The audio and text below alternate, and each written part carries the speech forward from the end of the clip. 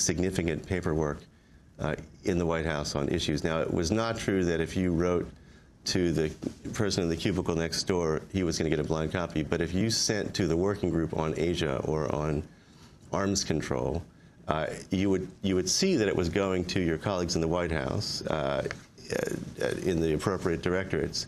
You would not see that it was also going to Cheney. And there were people who made the mistake of giving very frank advice and making very frank statements about the positions of the Vice President's office without knowing that they were being read right over there.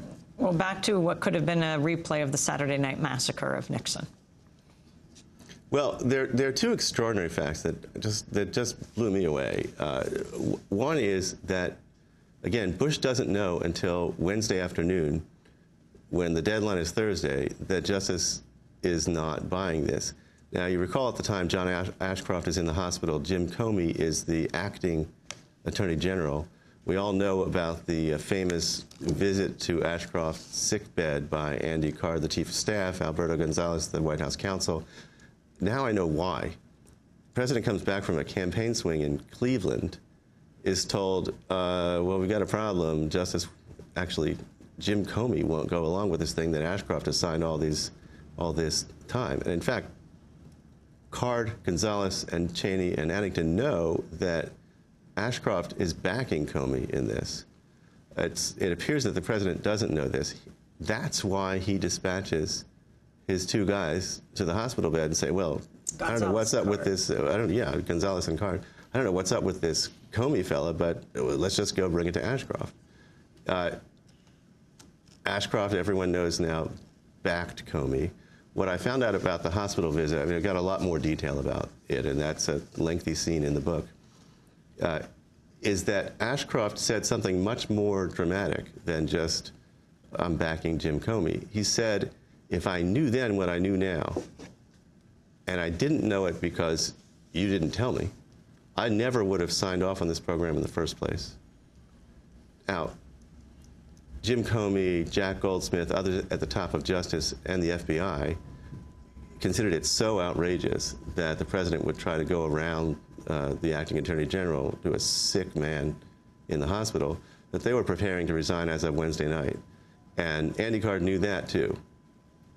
Thursday, the president signs a brand new order rewritten by David Addington, because this whole thing was operated out of Cheney's office, not out of the White House. The documents were actually written and stored in a vault in the room 268 of the executive office, Eisenhower building next to the White House. That's Addington's office.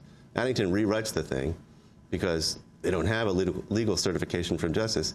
And now it's it's a very in-your-face document, he writes. It says, notwithstanding anything that Justice may say, and notwithstanding any purported limit on the president from the judicial or legislative branches, the president, as chief law enforcement officer of the nation, authorizes this.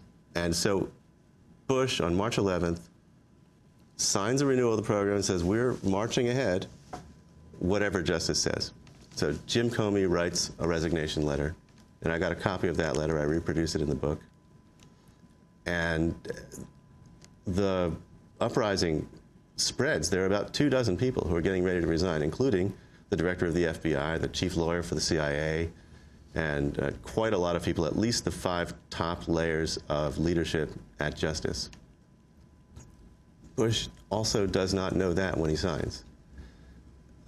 And he finds out almost by accident, because Condi Rice finds out by accident in a sort of chain that I describe in the book, that there's big trouble at Justice. She tells Bush 7:30 Friday morning, you better talk to Jim Comey because there's something going on at Justice.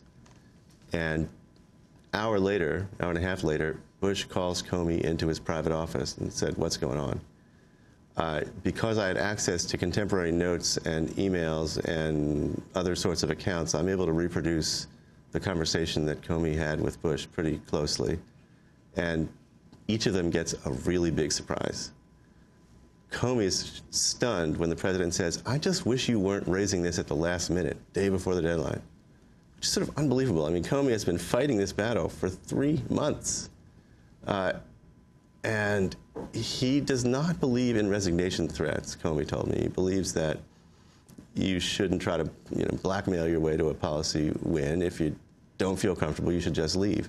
But suddenly he's feeling like, I can't count on the idea that George Bush knows what's happening here. So he says, Mr. President, I think you ought to know that Director Mueller at the FBI is going to resign today. Bush is just stunned to hear that. He has no idea.